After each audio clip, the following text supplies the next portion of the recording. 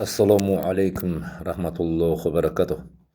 88 жыл бұрын атылып кеткен халық жанашыры Секен Сайфуллин сияқты аталарымыз әлі күнге дейін қиыншылық көруде.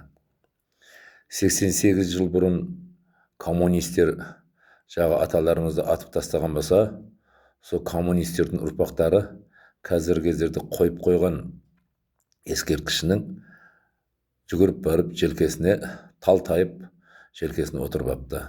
Мінекей, бұл енді біздің биліктегілердің, біздің ішкі істейтін КМБ-ның бостығы, какой-то жалбашаш қыздар бізді қалқым деп бөліп кеткен аталарымыздың желкесінде отыруы біздер үшін үлкен бір сын, және де намыстың жоқтығы, бұл намыстың жоқтығы.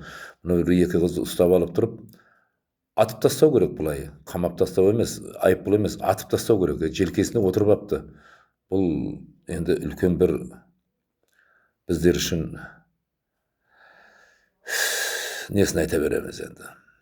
Бұлар баяғы коммунистердің жағы ұрпақтарына сөйлемейді. Анау екі жалпашаш қызға ешкім барып сөйлемейді.